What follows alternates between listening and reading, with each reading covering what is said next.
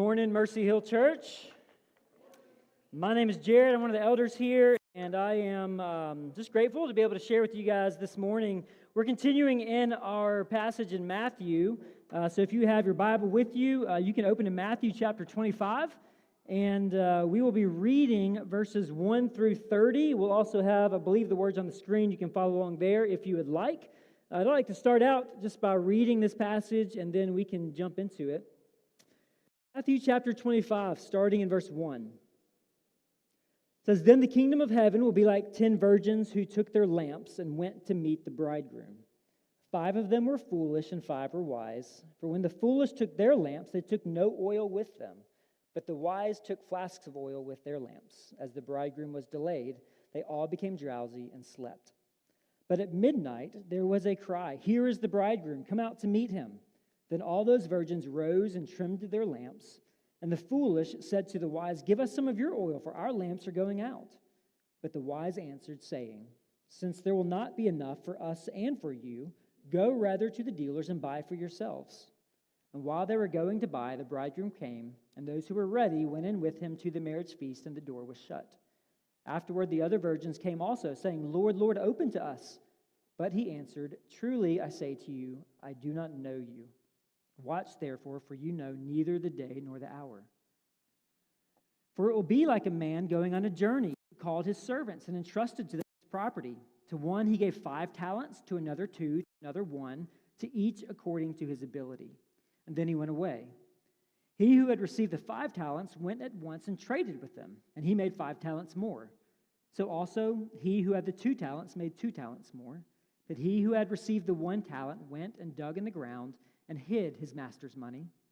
Now after a long time the master of those servants came and settled accounts with them. And he who had received the 5 talents came forward, bringing 5 talents more, saying, 'Master, you delivered to me 5 talents. Here I have made 5 talents more.' His master said to him, 'Well done, good and faithful servant. You have been faithful over a little, I will set you over much. Enter into the joy of your master.' And he also, who had the 2 talents, came forward, saying, 'Master, you delivered to me 2 talents. Here I have made 2 talents more.' His master said to him, 'Well done, good and faithful servant. You have been faithful over a little, I will set you over much. Enter into the joy of your master.'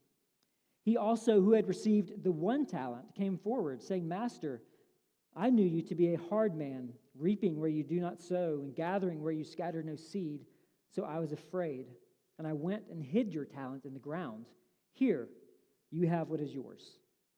But his master answered him, 'You wicked and slothful servant. You knew that I reap where I have not sown, and gather where I scatter no seed? Then you ought to have invested my money with the bankers, and at my coming I should have received what was my own with interest. So take the talent from him and give it to him who has the 10 talents. For to everyone who has, more will be given, and he will have an abundance. But from those who have not, even what he has will be taken away. And cast the worthless servant into the outer darkness. In that place there will be weeping and gnashing of teeth.'" This is the word of the Lord. One of the worst feelings that you can have is showing up to a place and feeling unprepared. I mean, we've probably all in some way been there before. You know, you show up for something and you realize like it's the wrong day. Like that meeting was tomorrow, not today. Or maybe you show up and it's the wrong time. You show up an hour early or an hour late. I remember when I was in college, I woke up and I was going to church on a Sunday morning, and I got in my car at the time I normally do, and I left and I got there and no one was there. And I totally forgot about daylight saving time. Apparently changes like our clocks, and so I was an hour early. That's why no one was there. We've all had those moments. Does anyone have recurring dreams? Anybody? I have recurring dreams sometimes. One of my recurring dreams, it happens right here on this stage. Like you guys are all there too. So I'm having a little bit of deja vu right now, but I have a recurring dream where I'm teaching on that Sunday, I'm preaching, and everything's fine. I get up on stage like I just did, and I open the Bible, and I suddenly realize I have not prepared a single thing. Like nothing. And I start stumbling through my words, and I know like everyone's just kind of staring at me, and I kind of start to shrink down.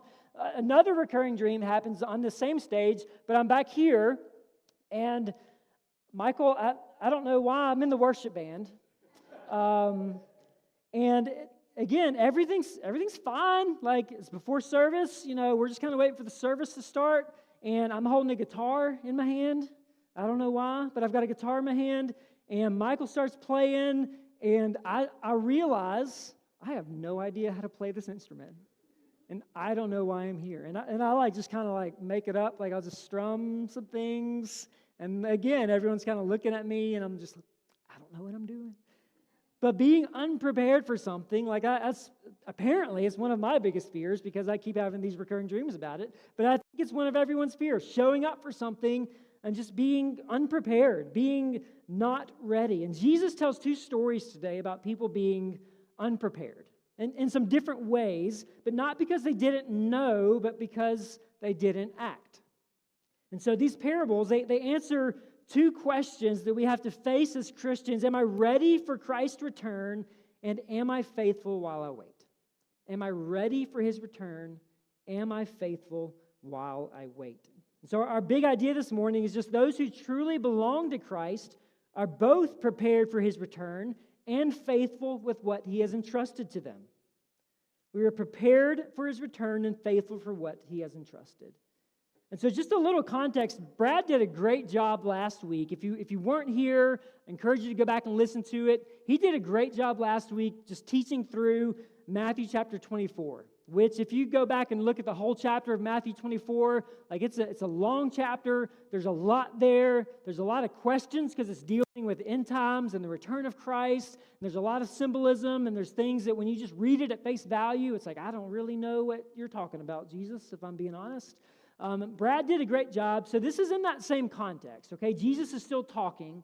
So in that context, he shares these two parables that we look at today. And so he's continuing teaching about His return. And the question behind these parables, am I truly trusting Christ? Am I faithfully serving Christ? And they're not just random stories. Like, Jesus is very intentional in what He's sharing and why He's sharing it. They're not just random. They're almost like diagnostic tests of genuine discipleship. Like, these are stories that we can read and then look at reflectively our own lives and our own hearts and ask ourselves some hard questions about what does it look like and are we truly following Christ? What does it look like to be ready for His return? It's one thing to say we're ready, but it's another thing to actually be ready. And it's easy to say because we live in the South, which still, despite changes in culture, like it's still culturally Christian in some ways. It's easy to say, like, we're ready for Christ's return. But if we actually look at our lives and we look at these two parables and what they teach about what does it mean to be ready, we can ask ourselves some difficult questions. So not just am I ready, but what does it look like to be ready? And does my life reflect what it looks like in this passage to be ready for the return of Christ? And so Jesus gives kind of two pictures about true discipleship here. One is about readiness and one is about responsibility. And so we're going to jump into this first parable about the 10 virgins. The primary theme for this parable is just true disciples are prepared for Christ's return. True disciples are prepared for Christ's return. And I don't want to get lost in some of the minor details in this passage because there's some cultural things that sound kind of funny to us. So when it talks about 10 virgins, that's just better translated as just meaning 10 young, unmarried women. Okay, think of it as like bridesmaids in a wedding. Okay, that's kind of a more appropriate modern cultural context. Bridesmaids in a wedding who are waiting for the groom. The lamps that it speaks of, it's most likely a torch. You can think more like what you think of a torch, like a long stick with a piece of cloth that would be dipped in oil and then wrapped around the stick and then lit on fire to provide light at night. And a wedding in ancient Israel, like it wasn't this like 1 hour event that took place on this certain day. Like a wedding, it could have the possibility of being kind of spread out over a year or more. Okay, like it was this long process. And so there was a betrothal. A betrothal was a legally binding contract between a man and a woman. And the couple, when they were in this betrothal phase, they would be considered married. They would have lived apart still, but they would be considered married in ancient Israel. And so then there's this interval season after the betrothal. There's this interval, and we talked about this several weeks ago, where the husband, he would go back to his father's house, and he would start building. He would add on a room to the father's house so that he could go and bring his bride back, and they could actually live together. And so that would take a matter of time. Maybe a long time, if, depending on how handy the guy is. You never know. I've got a long to-do list of things in my house that just seems like it keeps getting longer. So we may have had a long engagement if I had to build you a house, babe. And then finally, there's the home taking. Okay, there's the moment when the groom travels to the bride's home to officially bring her back to his house, and they would have this big feast and this festival to celebrate the wedding, and the marriage would be consummated. And so that home bringing is kind of where this passage is found. So the bridesmaids, if you will, the 10 virgins, they're meant to be waiting with the bride, with their lamps, because their job, they're essentially like the hype people for the bride and groom. So when the groom comes and shows up to bring the wife back to the home that he has prepared for her, their job is to kind of lead the way. So they need light, and they're like the hype people. So they're find themselves waiting for this groom. So the point here is obviously not about wedding customs, and so I wanted to kind of cut through some of those things to give us just a general idea of the context and the culture, but it's really about spiritual readiness. Are we ready? And there's two groups of women when you look at the 10. There's the 5 who were prepared, and there's the 5 who were unprepared. If you notice, all 10 were invited, so it's not about whether or not they were invited or not. Like, all 10 were invited. All 10 were looking for and expecting the groom. All 10 even fell asleep at one point. So that's not the difference between them. Only 5 were ready.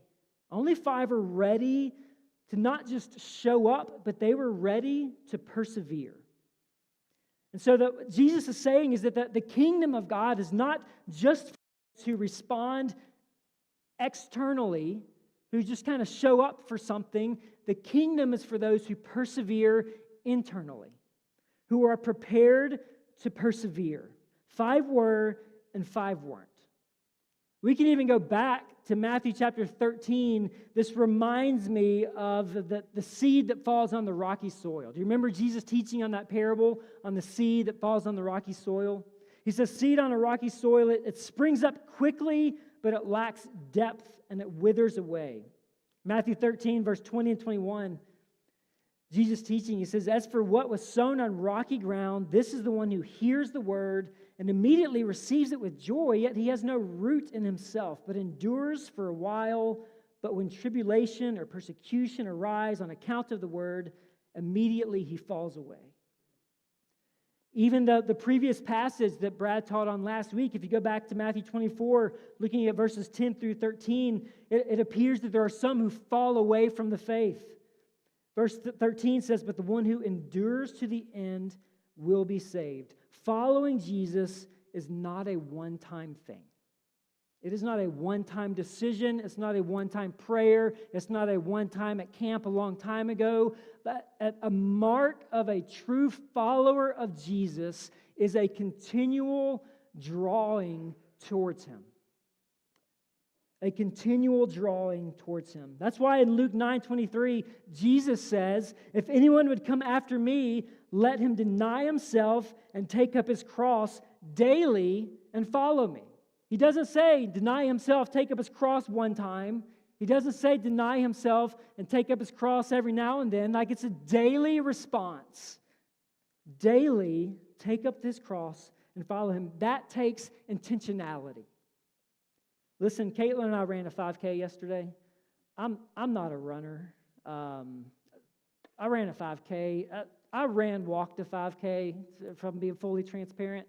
Some of you are runners. Like, some of you guys are half marathon marathoners. Like, I think that's awesome. I think running is just a really good picture of perseverance. Because there's these times, if you've run at all, there are these times when you're running and your body or your mind says that you should quit.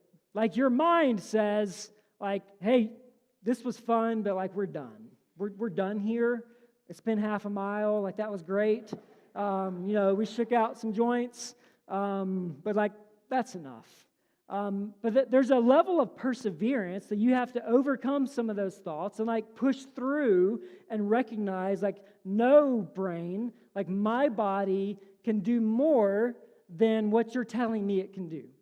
So in the same way, like when you persevere through a race, when you persevere, if you're a runner or any type of endurance sport, when you persevere through that, there's a similar type of perseverance that it takes to continually, daily pick up your cross and follow Jesus. It is not something that happens naturally. And if you think or expect that it is just going to happen naturally, you will slowly fall further and farther away from what it looks like to follow Jesus. Because in our natural self, we are bent towards this world and not bent towards the things of God. And so preaching the gospel to ourselves is a daily occurrence. And it is a daily thing, and it is a daily habit that we have to build into our rhythms and routines. Also, what it looks like to be prepared is to remember that preparation can't be borrowed. It can't be borrowed. And if you look at this story, there are the 5 women who were unprepared, and they look at the 5 who came prepared, and they say, hey, give us some of your oil because we're going to run out. And they look at them and they say, you're going to have to buy your own. Like, I don't have enough for me. Like, I prepared for me. Like, you should have prepared for you, but you didn't. And I don't have enough for me and you. You're just going to have to go buy your own. Okay? And we can't transfer our faith to other people. Okay? It has to be your own. No one can transfer it. Your parents can't give it to you. I don't care if you grew up in a Christian home. I don't care if you went to church every Sunday. Like being around the things of God doesn't automatically transfer faith to you. It has to be your own. Spiritual life is not shareable. It's not like an extra set of batteries that you can just kind of take out of one thing and plug into another. Like it has to be your own. Because at some point in life, we all have this midnight moment, okay? Like it was midnight. It was the middle of the night when the call came, like the groom has arrived, like, are you ready? And we all have these midnight moments in our lives. And those look different for each of us. But we have a crisis that hits, a loss. We have a transition in life that we were not looking for, that we were not expecting, that we didn't want or ask for. These midnight moments hit, and we have to be ready. We have to have our own reservoir of resilience and faith that has been built into our lives and brought along with us. You can't, in that moment when you suddenly find yourself in need, just try to borrow that from someone else. Like it has to be your own. It has to be your own. And so you have to build in rhythms of your life where you are intentionally choosing to pick up your cross daily and follow Jesus. And the 5 who are unprepared, they come back to the wedding feast and they knock on the door and they try to come in. And there's a stark warning for us here when the Lord answers the door and says, I do not know you. I do not know you. And this is if you'll notice, it's a relational verdict. Okay, it's not a performance verdict. It's not a, hey, you didn't check the right boxes and so you can't come in. Like it's a relational verdict. I never knew you. It reminds me of the same warning in Matthew 7, verse 21 through 23. Similar language. When Jesus says, not everyone who says to me, Lord, Lord, will enter the kingdom of heaven, but the one who does the will of my Father who is in heaven. On that day, many will say to me, Lord, Lord, did we not prophesy in your name and cast out demons in your name and do many mighty works in your name? And then will I declare to them, I never knew you. Depart from me, you workers of lawlessness. Following Jesus is not primarily about the things that we do. The things that we do help us to see where our heart's desires are, But it is not about checking boxes and just doing the right things, and then Jesus is just going to welcome you. Well done, good and faithful servant. It is about our hearts and knowing Him as Father. It is about continually dying to ourselves daily, recognizing that He is Lord and Master, and giving Him all of ourselves. He's not looking for perfection. He's looking for preparation. For preparation that involves pursuing relationship. He's calling for enduring faith. Remember, these parables act like a diagnostic test, okay? It's a diagnostic test for our own heart. So when we look at our life, do you see the fruit of preparation that leads to perseverance?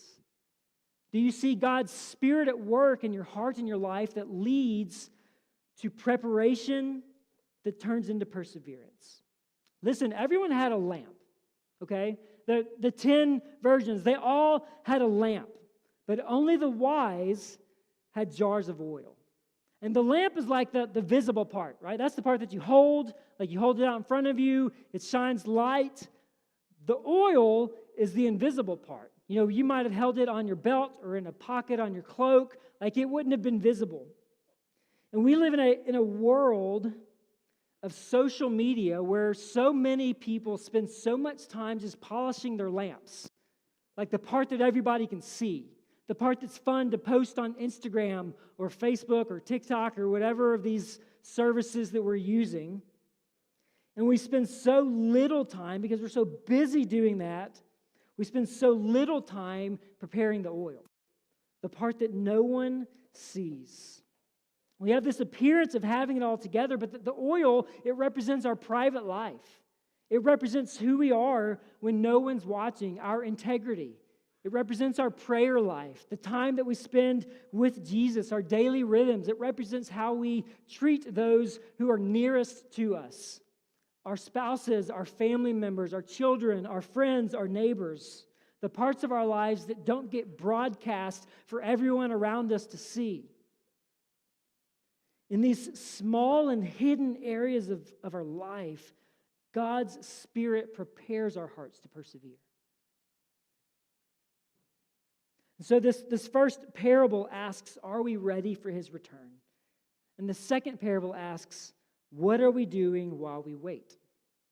Because we find ourselves in a period of waiting between the comings of Christ. So parable 2 talks about the talents. The theme here is true disciples faithfully steward what Christ gives. True disciples faithfully steward what Christ gives. And so there's, again, I want to give just a little bit of like culture here, because like we don't really use the word talent, like talking about money. Like we don't have a good idea kind of how that translates. A single talent was an enormous amount of wealth. A single talent up to even exceeding $1 million in today's money. Like it would have represented roughly 15 years of wages at the time. Like I mean, it's just an enormous amount of money. This is not pocket change like in this story. This is an extravagant level of trust that the master is handing over to his servants, okay? So imagine like a billionaire, like CEO of a company, okay? And then one day he calls in some of his employees, and these aren't like his high-level managers. These are like mid-level to like entry-level guys, and he calls them in, and he says, hey, I'm glad you guys are here. I'm not going to give you like a handbook. Like I'm not here to give you like a list of what you're supposed to do, but what I do want to give you is here's $6 million in liquid capital for you. Like I want you to manage, go do something with it. Here's, $2.3 million for you, and here's $1 million for you. I want you guys to go make it better. Like go do something with it. And then that CEO just immediately like leaves the country and disappears, okay? He doesn't say, I'll follow up with you in a week. He doesn't say, like, we'll have some Zoom meetings along the way, kind of check in with you and see how things are going. Like that's kind of like the picture here that Jesus is showing, like where he gives these people like full autonomy to take this money and go invest it. And when I come back, like I'm going to expect some type of return from it. And so they're given according to ability, is what the parable says. And this symbolizes spiritual gifts and opportunities that the Lord has given us. And God does. He gives different gifts according to abilities and in different ways. Different people are gifted in different ways, okay? Romans 12:3 says, "For by grace given to me, I say to everyone among you not to think of himself more highly than he ought to think, but to think with sober judgment, each according to the measure of faith that God has assigned." There are multiple measures of faith that God may assign. 1 Peter 4:10 says, "As each has received a gift, use it to serve one another as good stewards of God's varied grace." Like God gives people varying gifts for different reasons and for different purposes. And it's okay to recognize that. One guy got 5 talents to work with. One guy got 2 talents to work with. One guy got 1 talent to work with. God gives varying gifts. And then the emphasis here is not really on the surprise return like we saw in the first parable. The emphasis is on this long delay. It's a long delay, but it includes certain accountability at the end of the delay when he does come back. And so that's this delaying season is where we find ourselves. This Christian life that we live today is a season of stewardship. Like we are stewarding the gifts, the talents, the abilities, the resources that God has given us, and then he's gone away and he's given us like autonomy over how we handle those things, those gifts of grace that he has apportioned for each of us. And when he comes back, he's expecting some type of return. He's expecting us as followers of Christ to steward those gifts well. And if you'll notice, the first 2 servants received the same commendation. So you had the servant who received the 5 talents and the servant who received the 2 talents. Like they were trusted with different things, but they received the same commendation. Well done, good and faithful servant. Well done, good and faithful servant. The 5-talent servant, the 2-talent servant receive identical praise. And there's a powerful principle here that God rewards faithfulness, not fame. It's not about, hey, how much did you get? How much did you do with it? But did you take what I gave you and did you honor me with it? And success is not measured by impact, but stewardship. The impact part is really up to God in some ways and how his Spirit uses that. But it's not about how big was your impact, how many people did you reach, how big of a stage did you have. It's really about were you faithfully stewarding whatever it is that God gave you. Your job isn't to be better than someone else. It's just simply to steward the specific starting point that God gave you. So if you have a small platform or a modest income or just one specific skill, like your success is measured by what you did with that, not why you aren't a CEO or what did you do with what God gave you. John Newton was a famous theologian and a hymn writer. Like you probably recognize him as the writer of Amazing Grace. He has a quote. He says, if 2 angels were to receive at the same moment a commission from God, one to go down to earth and rule earth's grandest empire, the other to go and sweep the streets of its meanest village, it would be a matter of entire indifference to each which service fell to his lot. For the joy of the angels lies only in obedience to God's will. May we find ourselves in that same place. Regardless of what God calls us to, may we find our joy and our contentment in our faithfulness and obedience to what God has called us to. And not comparing the calling on our lives to the calling on others. And lastly, you have the wicked servant. And his problem wasn't necessarily lack of ability. His problem was he had the wrong view of the master. He had the wrong view of the master. He calls him hard and harsh and cruel and exploitative. And listen, your view of God determines your service to God. How you view God can determine how you serve God. He buried his talent because he was afraid. And his fear led to inactivity, passivity, disobedience. But it's really not about money. It's about the revelation of who God is and how we respond.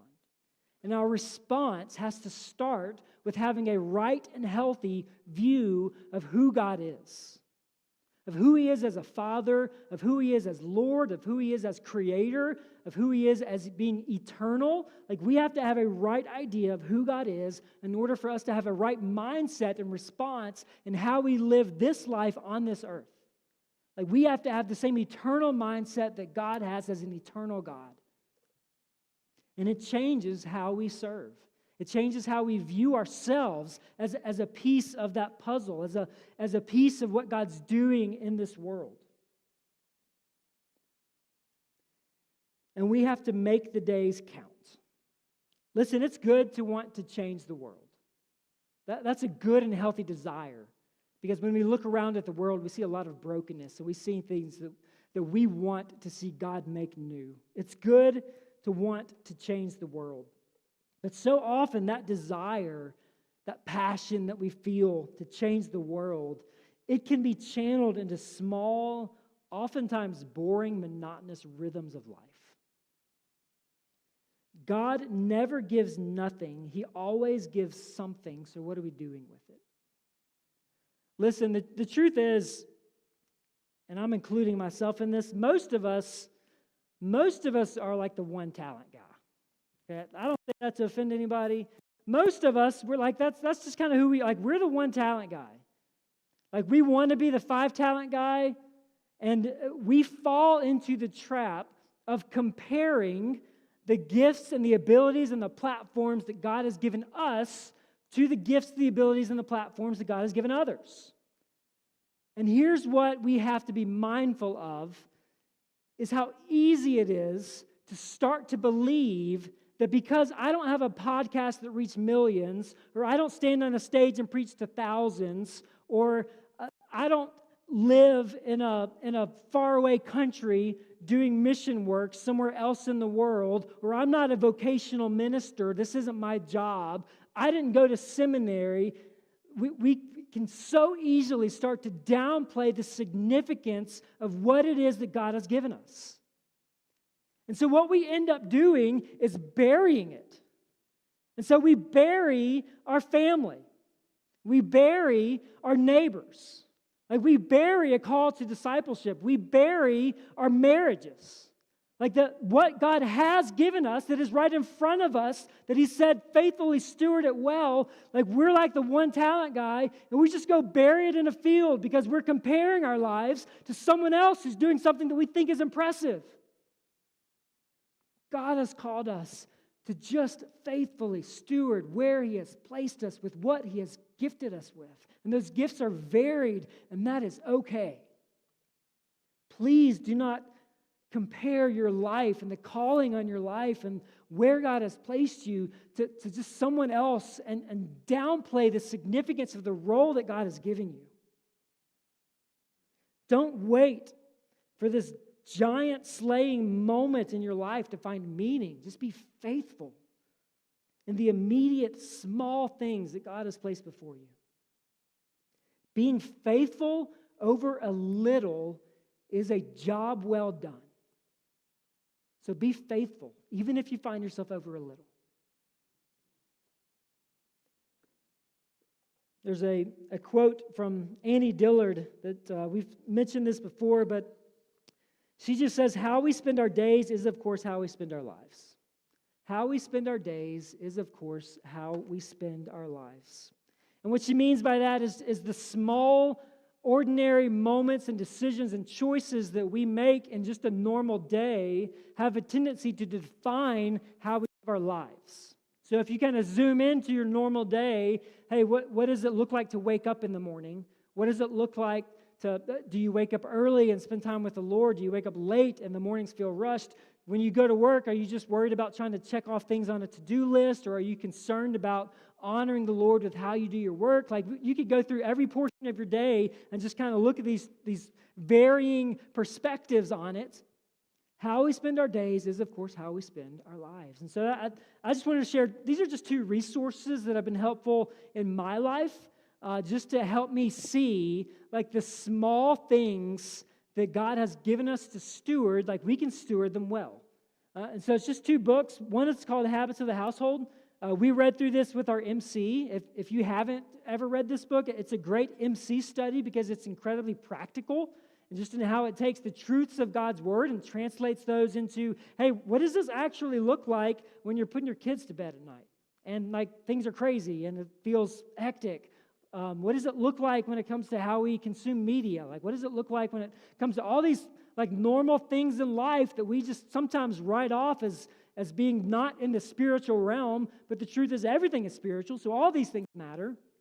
And then the other book is called Liturgy of the Ordinary, and it takes the normal, everyday things in life that we just breeze through because it's just the right next thing to do, and it helps us to see, hey, how do we see the gospel in this?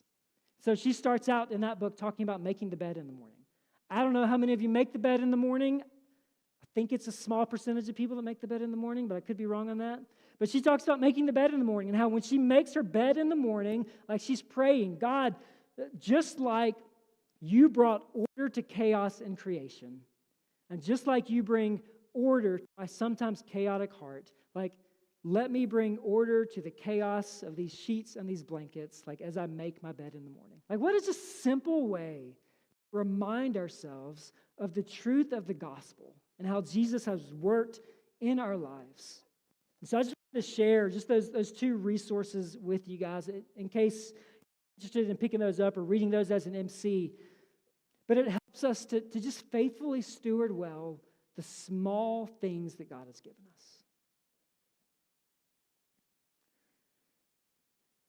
And we'll close with this, but true disciples both wait for Christ and they work for Christ. We wait for Christ and we work for Christ. Many people respond to invitations or they make confessions or they express affection for Jesus at some point in their life. But true disciples endure, they serve, and they persevere. And so just two questions to ask ourselves that we've asked kind of throughout this passage. Am I ready for Christ's return? Am I doing what it takes to be prepared to persevere? And two, am I faithfully using what He gave me? Am I faithfully using what He gave me? Am I faithfully using the relationships that He's given me? Whether it's with a child or a spouse or a family member or a neighbor or a roommate or a friend, whatever resources God has given us, how are we faithfully stewarding those to accomplish His purpose and His will in the world? Listen, sometimes we dream about being world changers. Fill in the blank with your favorite Christian podcast host or your favorite pastor or preacher. Like sometimes we dream about doing something big and grand that's on a scale like that. But again, so often God just doesn't call us to that. We're the one talent guy, and that's okay. It's you are perfectly where God has placed you. It is not just okay, like it's good. So faithfully steward what God has given us. The applause of heaven is not for the impressive, but for the faithful. Simply be faithful. Are you ready and faithful? I'm going to invite those who are serving communion to come up. We have an opportunity this morning as we finish up this passage to be reminded of the blood and the body of Christ. To be reminded that Jesus is the one who makes all of this possible. Jesus is the one who makes it possible to know God. He's the one who makes it possible to receive grace from God, to receive gifts from God.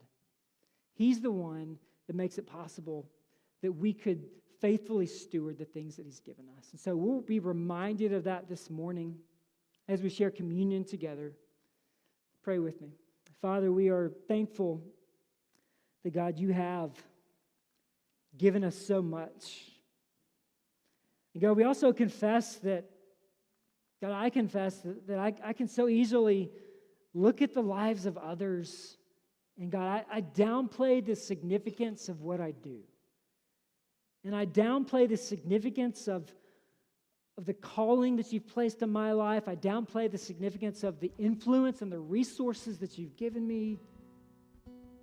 And I fall into the lie, God, the trap of thinking that if I'm not doing something on some huge platform somewhere, that I'm not making any difference, or at least not making the difference that I think you want me to make. God, help us to find a good identity, God, even in the one talent. God, help us to be faithful, God, even if it's just the one talent. God, help us to be prepared for your return. God, may we be like the young women who brought the oil with them. God, that's the private part of their life that wasn't seen and visible, but God, may you work in our lives and in our hearts, God, in the small, ordinary moments of our lives. God, that you would prepare our hearts to be ready for the return of Christ. God, may we honor you in how we steward all things well. It's in your name we pray.